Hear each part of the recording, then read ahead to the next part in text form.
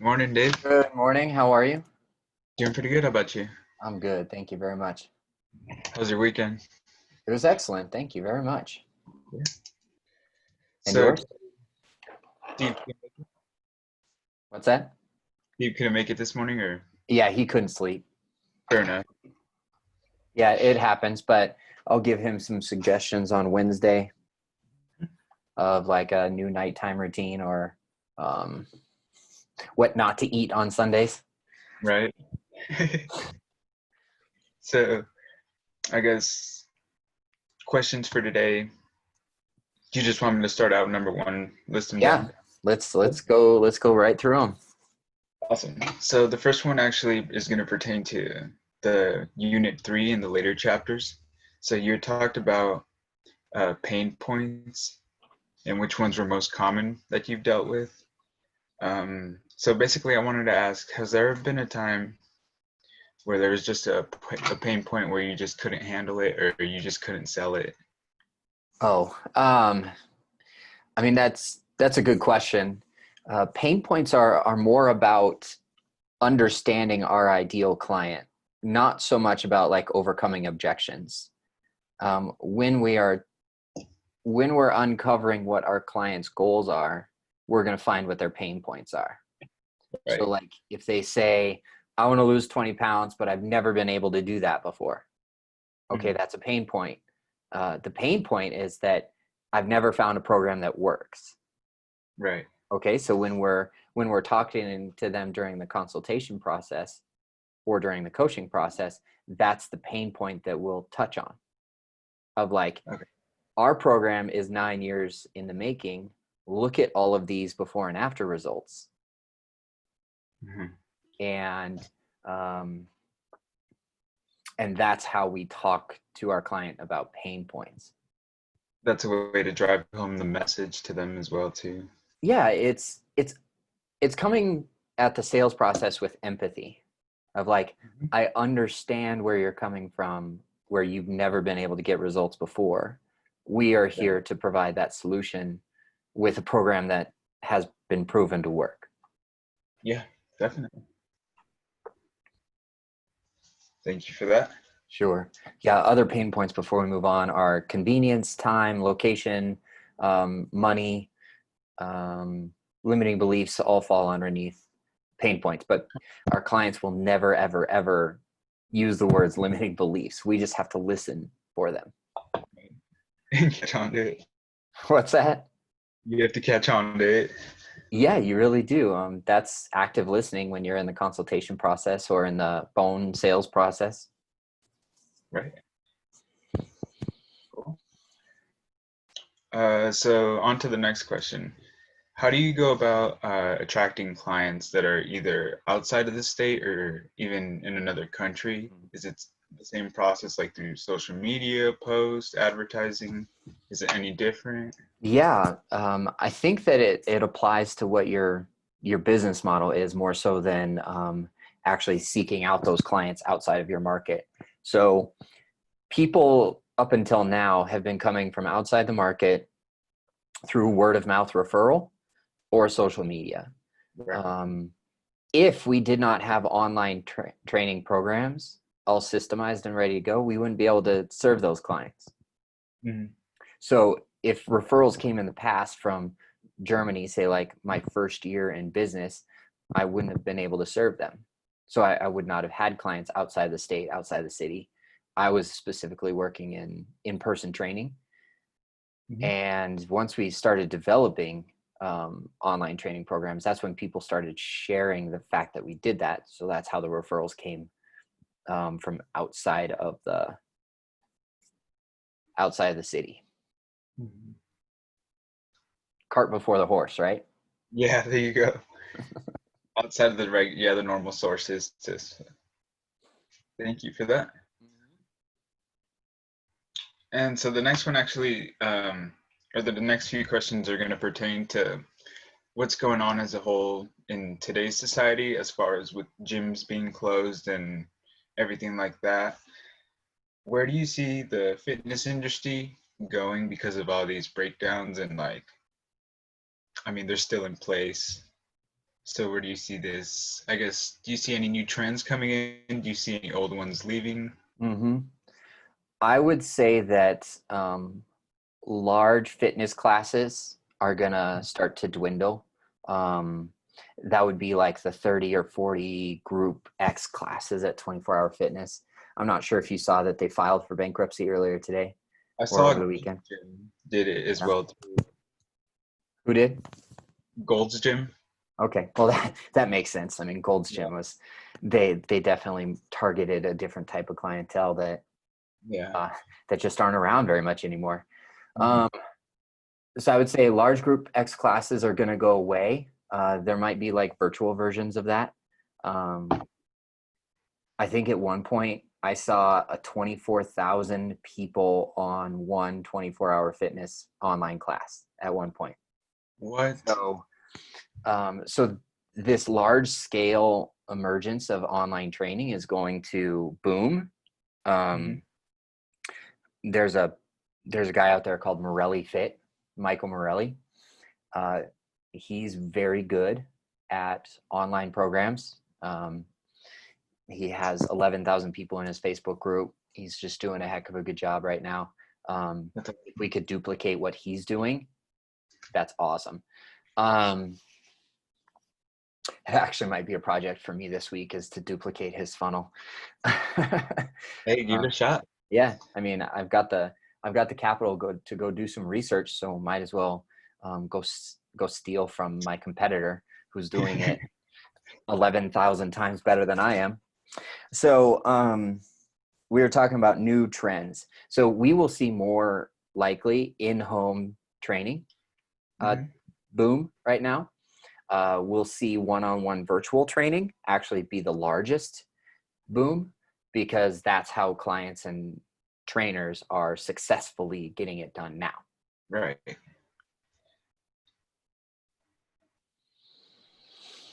Thank you. Yep.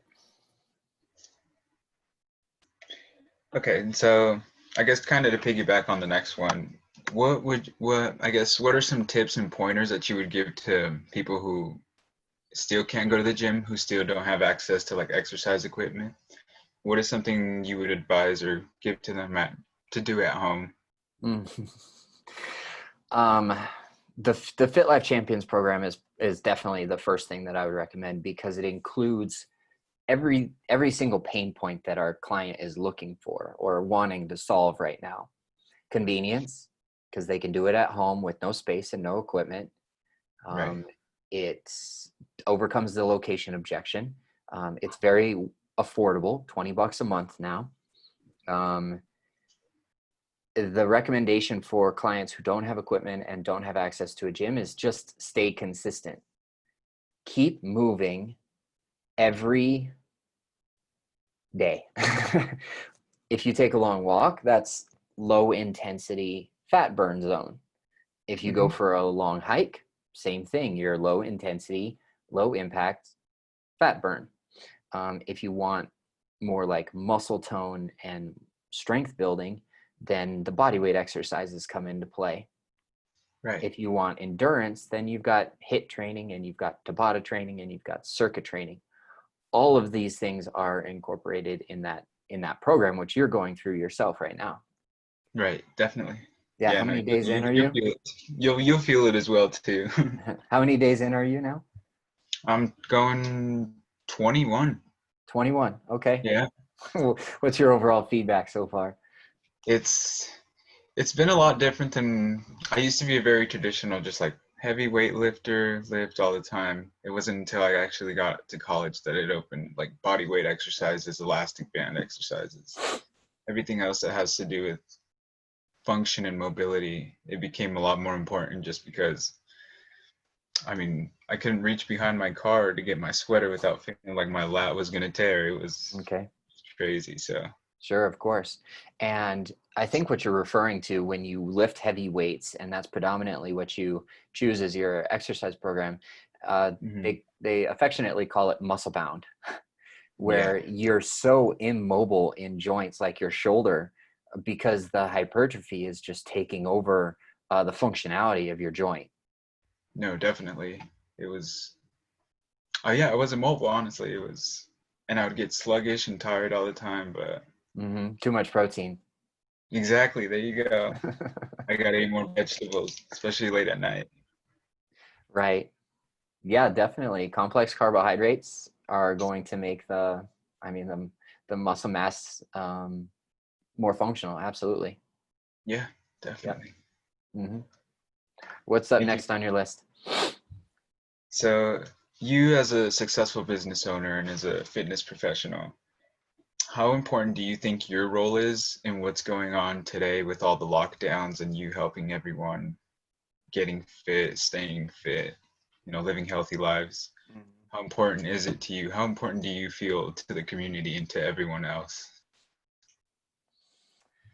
That's a really good question. I think that's the big question, isn't it? About purpose and alignment and what gets me out of bed every morning.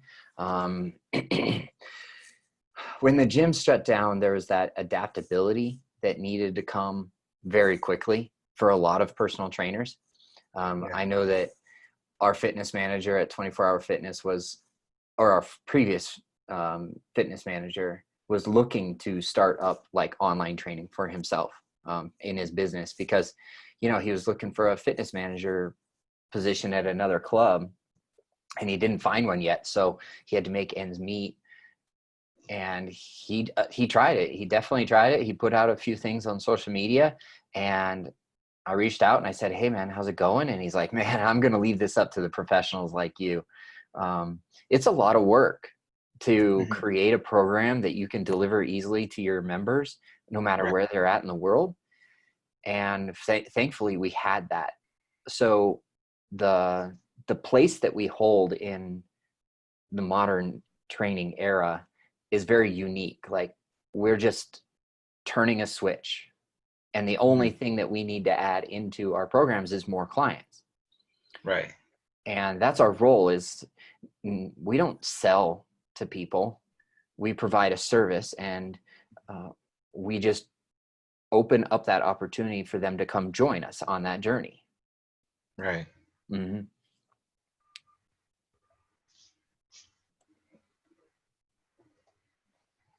Thank you. hmm and to finish off that point, that fulfills my life's purpose every day. Hmm. That's the role of me guiding people as adaptability and transition changes come their way. That fits right in with my life's purpose.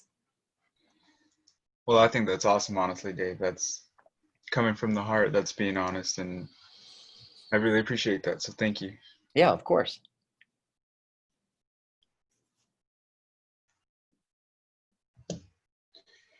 Okay. Well, that pretty much, because you did answer two in one, so it kind of did sum up the ones that I had. Right. What kind of vision do you see for a business that you could create as the market sits right now? Hmm,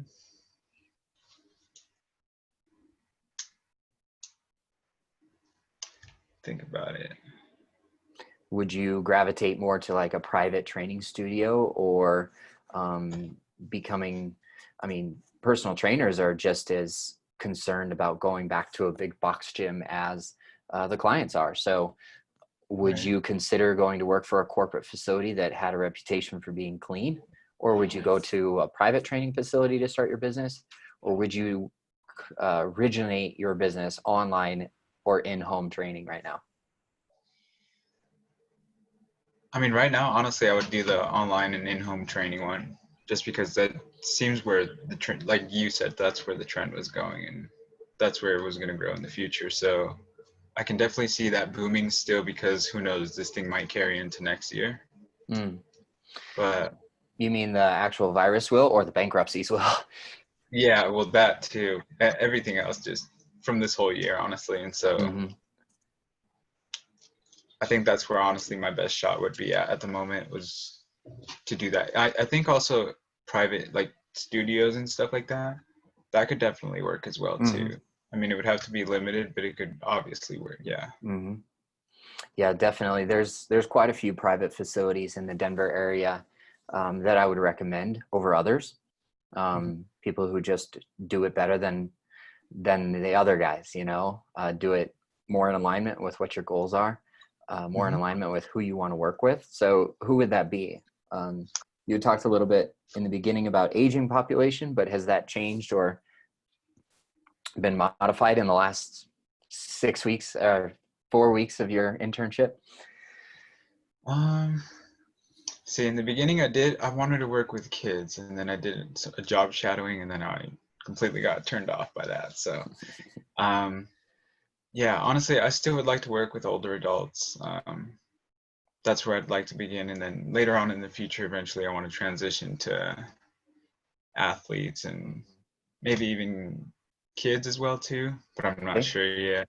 Mm-hmm. But yeah, for now, I'll definitely stick to the slightly older population. Definitely Sure. not like um, maybe even geriatrics, but I'm You're not. talking like 40s, 50s, 60s type client? Yeah. Yes, sir. Okay. And guess what? Those people have kids and grandkids. So Yeah, they I could know. they could always refer children to you or athletes, No kidding. I need to write right? that down.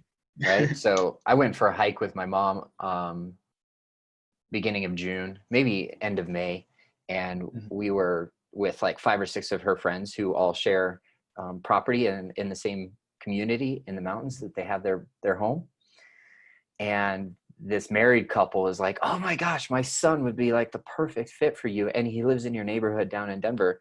Can I connect the two of you and you can help him on his fitness goals?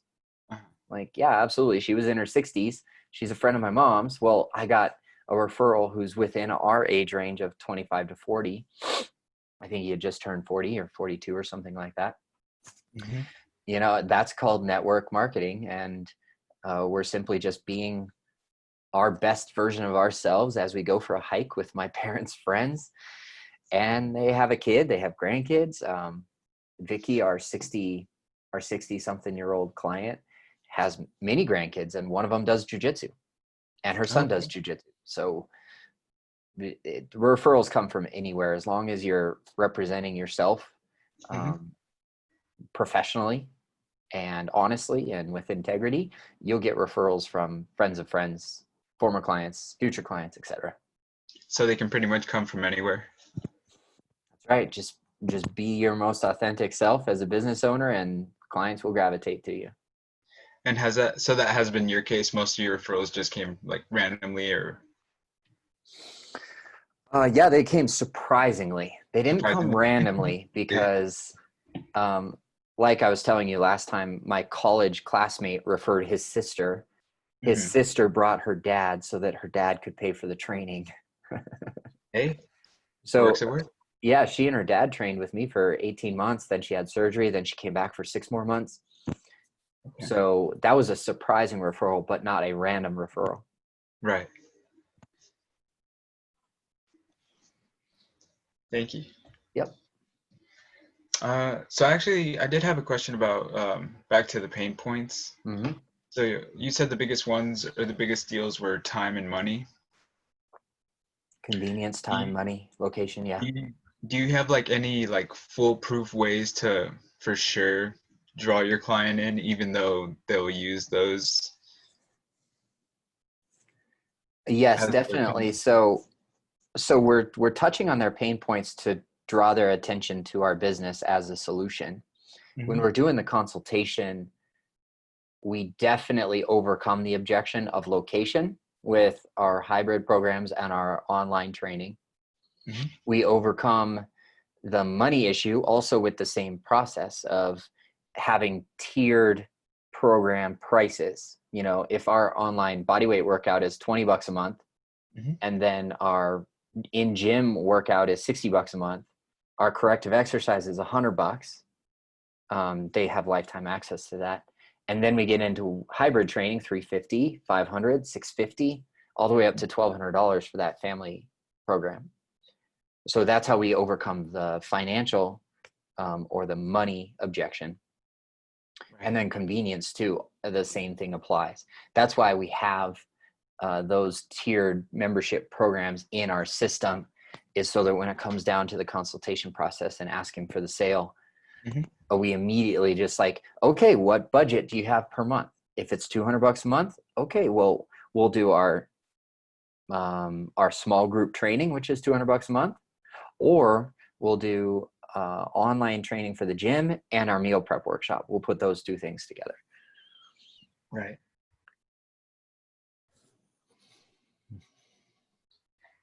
So giving deals on deals, definitely. We're providing more value for a price point that fits their budget. Right. See how I reframe that? Yeah, no, and it sounds a lot better too, the way you say it too. Mm-hmm. It's not a deal on deal on deal. We're not cutting deals over here. No, definitely not. Thank you. Uh-huh. Cool. So back to my question about it being like just convenient for them. Is having your own gym, does that just make it 100 times easier to actually get clients into your business? No. Not at all.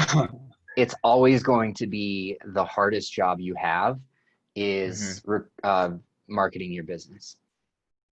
You have to consider who you are in the marketplace, who your competition is. Like we were talking about Morelli Fit earlier.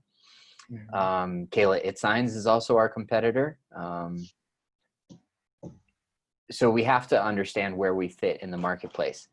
Where our business works best is corrective exercise for the knee joint, low back, and shoulder joint. And we also are the experts in training somebody in their gym of their choice online.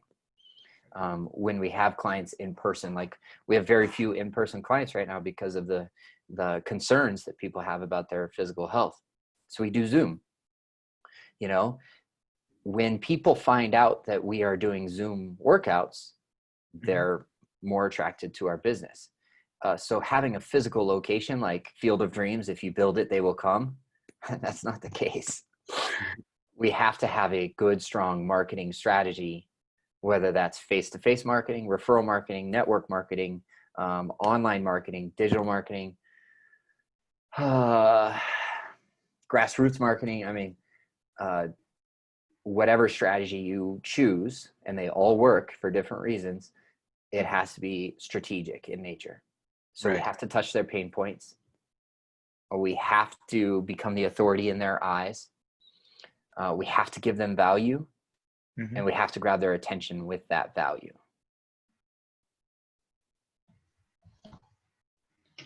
Thank you. Yeah, you bet. Touched on every single like subject, every. Got it. Thank you.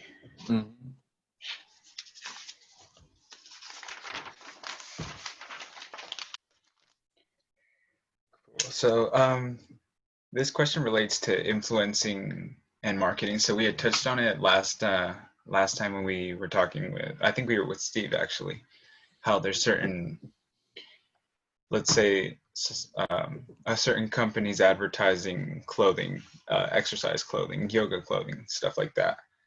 Why is it that that specific, like let's say video or ad is going to get more popular, more famous, is going to make more money, is going to get reshared a lot more often than if, let's say, a workout? Influencer marketing is very unique, and it's growing faster than you might have expected. So if you want a good example of what influencer marketing looks like and the way that it works, follow a girl named Julia Parzik. Her Instagram handle is Fit, Fat, and All That. So she works with eating disorders, body image, and fitness for people who have those pain points. Right. They just don't like the way their body looks. They don't like the way it feels. And they might have come from having a history of eating disorders. So Julia is a good friend of mine. She lives here in the Denver area. She does influencer marketing in an aligned and authentic way to something like 50-some thousand followers on Instagram.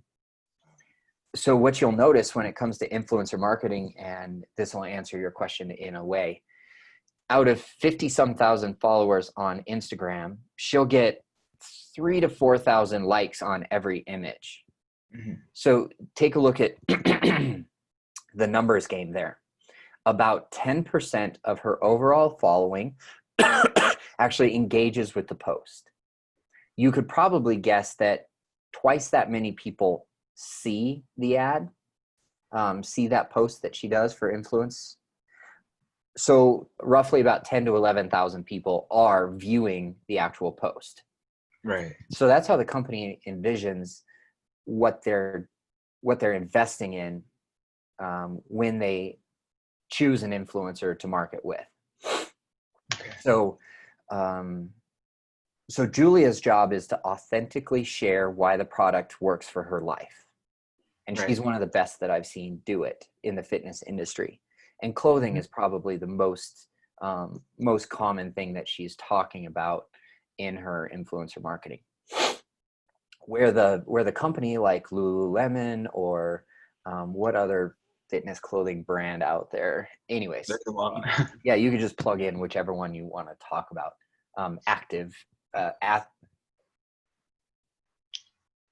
think there's like Activate. Yeah, something like that. So I got off track. Where Julia really provides value for the company that chose her as their influencer is in the Instagram stories. Okay. So she'll get like a box of clothing that she either purchases from the company or they send to her of like new stuff that's coming out, and she'll do a try on in her Instagram stories. And that's where I guarantee you she's getting the followers who tune into her daily. That's where they're paying attention, is in the Instagram stories. Okay. And so that's where she's marketing everything else as well too. So yeah, that's why she gets paid what she gets paid. Maybe she gets $1,000 to $1,500 per influencer marketing post, but she provides extra value to her community members. That's key number one. She provides value to the company. That's key number two. And then finally, she gets rewarded financially for the work. So if it's 1 day worth of posting on Instagram stories or 1 week worth of Instagram stories, I don't know the answer to that. It could vary, but the more time that you invest as the influencer, the more you charge. Right. And I use the example of being reached out to about that personality assessment, where they wanted the podcast to talk about the personality assessment. Mm-hmm. It wasn't so much about how many followers I had on Instagram that set the value for me. I looked ahead of time and I'm like, it'll probably take me 2 to 3 hours to do this post authentically and in alignment with who I am and who that brand is. Well, what's my time worth? It's worth at least $100 an hour if I want to do one post on Instagram that's going to attract the attention that the company wants. Mm-hmm. So I just set my prices high enough where if they weren't that interested, I wasn't going to work with them. Right. And I priced myself out of their market because they were thinking probably more like $50 for the post. Sorry guys, I've got to create an image. I've got to create the copy. I've got to do my research on the brand and the product. Sorry, $50 is not going to be worth my time. Yeah, because it takes me away from the clients that I have at FitLife. Yeah, no, that makes sense. It's a lot of work too. Thank you. Yep. Okay, so the next question is, if you could design one piece of equipment for exercise for people who, let's say, if there was another pandemic, if you could design one piece of exercise that would just incorporate all aspects of health, what would it be?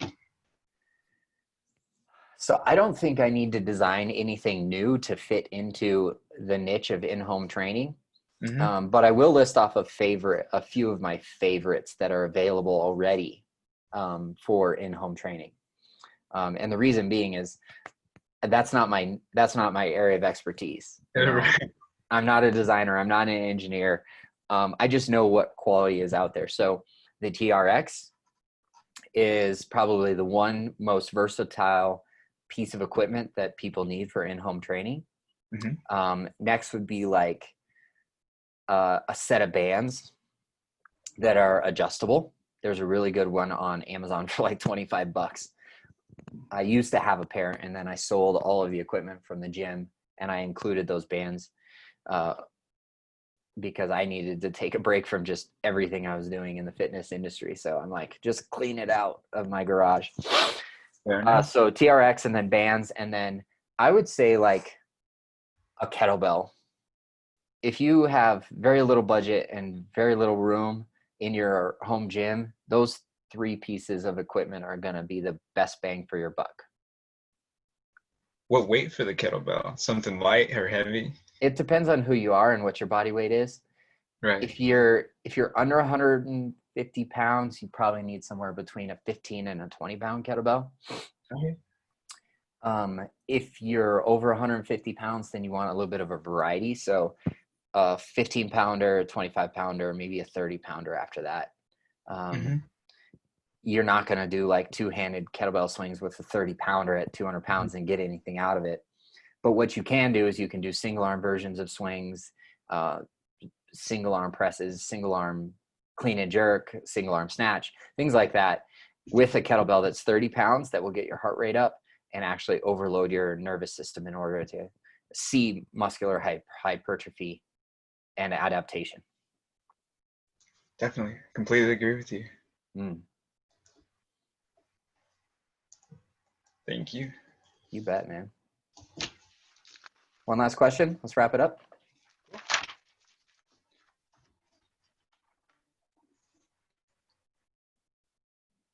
So pain points, you had touched on, back to the pain points again.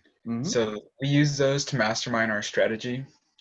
And so in the person's eyes, we have to become the experts. Does it take time and like effort to research every single thing? Or how do you touch on, let's say, the expertise that they want you to know about? Or that is a really good question. No, you do not need to research everything out there to become the expert in your ideal client's eyes.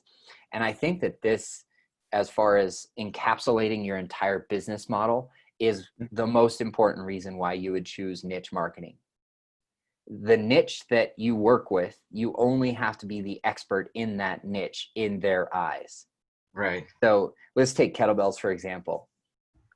If you do nothing but work with kettlebells from here on out for the rest of your career, you won't need to know barbell Olympic lifts. You won't need to know TRX. You won't need to know corrective exercise. Well, you might, but you just don't need to be the expert in those 3 areas if you're the expert in your client's eyes with a kettlebell. Right. And if every video that you produce in your marketing strategy has a kettlebell in it, you don't need to talk to your ideal client and their pain point about barbell Olympic lifts. Right. Make sense? Okay. Thank you. You bet, man. Well, do you have any like system challenges with the internship or the mentorship program? It's working good for you. You're getting emails, stuff like that. I love it. Honestly, the way you set it up and made it is so simple and just easy to do. Honestly, like do this, do that, get to the point, get to this point, and going along too with it. I'm learning a lot that honestly I could have never imagined. So thank you for that, honestly, and I love it. Yeah, I'm getting all your emails. I'm getting all the YouTube videos, all the social media things, all the sites. Okay. You let me know if anything doesn't look good so I can fix it immediately. Yeah, do me a favor in the YouTube account. Please check to see which videos are published without a description. Okay. And then make them either private or unlisted. And then as soon as you do put in the description, just make them public again. Okay. There's something when I upload 5 or 6 at a time, sometimes they stay in draft and sometimes they just get published. I'm not sure what that's all about. I didn't notice that. Yeah. So why I request that is that those videos, the 1 minute long or individual exercise videos that are getting published without a description, they don't have hashtags in there either. So they're not searchable and they're getting some views, which is fine. but we're not providing enough information, education, value, so that they'll take a call to action. Okay. So they're fine being published for now because not too many people are seeing them, but that's also a problem. We want more people to see those videos. No, With definitely. hashtags and stuff. So just do me that favor. I won't upload any more videos because I think there's probably 10 in there that you can work with. Mm-hmm. Alrighty, yeah, no, I'll get right on that. Okay, thanks.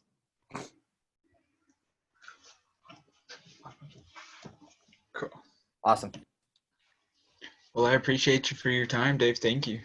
Yeah, anytime, man. I'll see you Wednesday morning at 7. Sounds and we'll give Steve some solutions for good. getting better sleep on Sunday night. No, that sounds good, honestly. All right, thanks. Thank you, Dave. Talk soon.